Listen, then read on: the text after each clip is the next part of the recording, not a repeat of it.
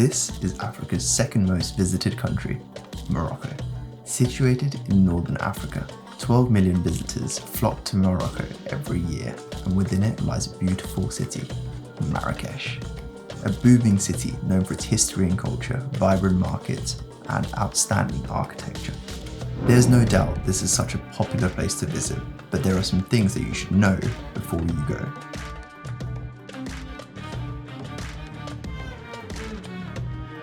In this video, I'll be sharing 7 top tips to help you from having any unpleasant experiences during your time in Marrakech. Top tip number 1 is having the right currency. When planning a trip to visit another country, you want to know how to pay for things. Your options are usually to pay by card or pay with cash. Morocco's native currency is Moroccan dirhams. It operates as a closed currency, which basically means that it's quite difficult to acquire outside of the country. The alternative is to pay by card, but only some restaurants and stores accept them, and so we need to find a way to get cash in Morocco. We found that we needed to use cash more often than we thought, and it varied from having to get food and drink from the smaller stores, shopping in the souks, and then also tips for the service staff. So when you land in Marrakech, I would advise still not exchanging currency within the airport because the exchange rates can be really awful, and instead use euros to get your taxi, and once you get into Marrakech you can find an ATM nearby. There are many ATMs scattered around Marrakech, but it's about finding one that doesn't charge you a hefty exchange fee. The average exchange fee that you might get in one of these ATMs is approximately 30 Moroccan dirhams, and if you're taking out a substantial amount, it's not that much. When scanning some blogs online, I found that the bank BNP Paribas did have an ATM which doesn't charge any exchange fees, but when I arrived at the ATM and put my card in, it was jammed for quite a while, and given that we had a flight in a couple of hours, I thought best not to risk it. But if you do find out, do drop it in the comments below because I am curious to know whether they do charge exchange fees or not. There are some currency exchanges available where you can exchange your euros as cash for Moroccan dirhams. Top tip number 2 is negotiating for anything. We stayed in a riad during our time in Marrakech, which we found on Airbnb. Our hosts were really friendly and provided us lots of useful information to help us get by. The souks in Marrakech are known for a place to haggle the price, but somewhere else that you don't want to be overpaying is with taxi drivers. Taxis will often charge double or even more for tourists visiting Marrakech, so do check with your hotel or host about how much a typical journey might cost. We found that a 10 to 15 minute journey for 5 people costs around 50 dirhams, which is about 3 to 4 euros. Taxis will often charge double or even more for tourists visiting Marrakech, so do check with your hotel or your host about how much a typical journey might cost. The guidance for not overpaying for taxis is to ask for a lower price and to not be afraid to walk away. Some taxi drivers might act quite dramatically and they might walk away themselves, but if you wait a couple of minutes, they do come back afterwards and do accept your price. Number 3 is what to wear. When it comes to choosing outfits for a trip, I always consider the activities and the temperature before I go, and this is something that I would likely know in advance. But another important factor to consider is the country's culture. As Islam is the main religion in Morocco, the locals dress modestly. So whilst it's not strictly enforced for us to do the same, we are advised to respect the culture. If you're a woman, it's advised to cover shoulder and legs. My female friends and other tourists would often be wearing maxi dresses, maxi skirts, jumpsuits, trousers, and sometimes t-shirts. A scarf or pashmina is quite a versatile addition as well. For us men, we have it easier and we can get away with wearing the likes of shorts and t-shirts. Generally, wearing clothing that's quite light and floaty is quite ideal because in the hotter climates, it can get quite stuffy, and it's especially something that you should consider if you're going on the desert tour. I'll be posting a video too on my recent experience on the desert tour, so if you're interested in seeing that, do subscribe to my channel.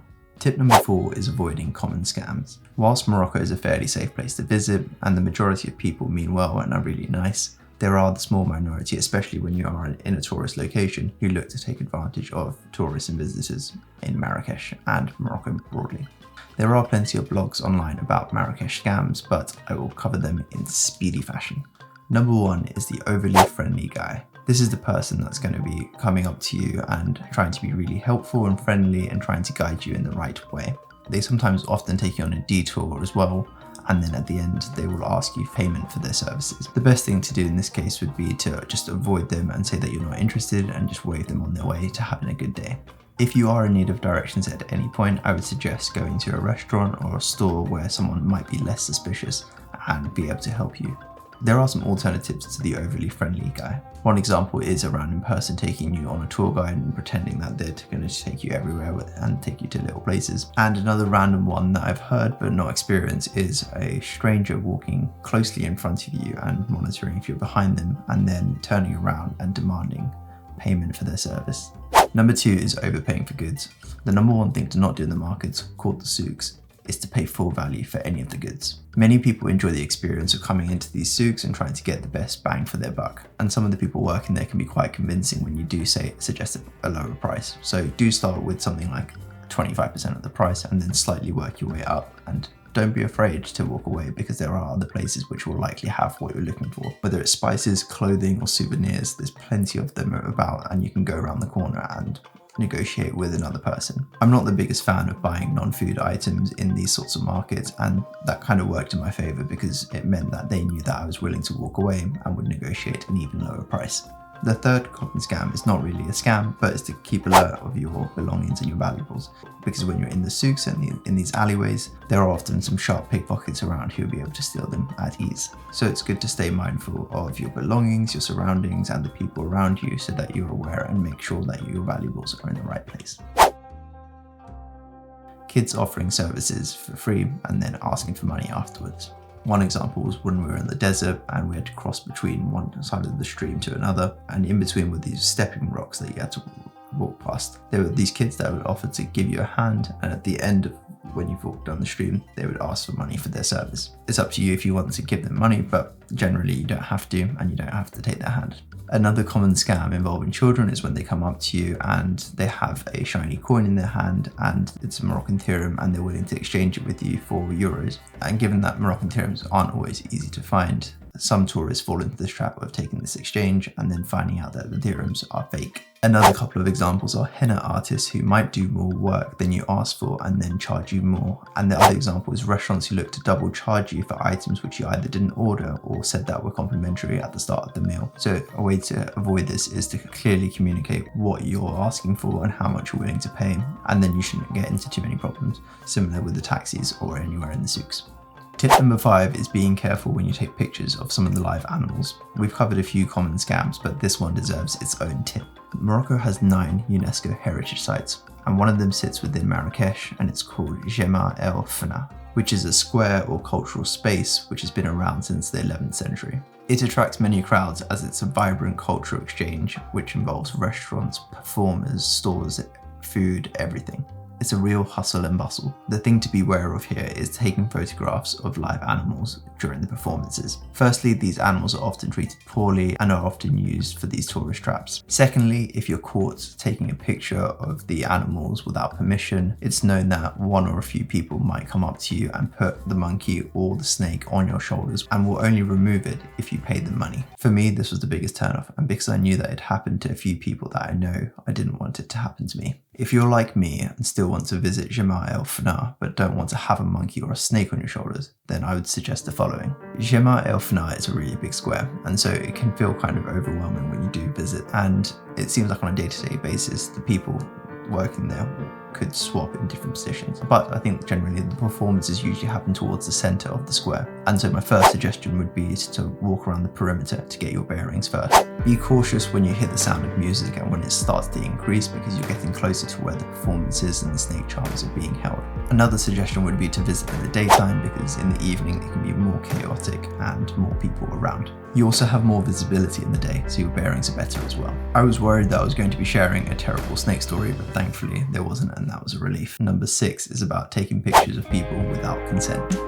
Whilst we're on the topic of taking pictures, it can be natural for us to take pictures of people walking in the streets or maybe working in the souks, because you can get that nice candid shot. But in Islamic culture, some people don't want to be photographed for their ethical or religious reasons. So it's polite and advisable to ask someone for permission before taking a photo with them in the frame. This doesn't mean that you should stop taking photos, but do be mindful when you do. The final tip is booking tickets in advance.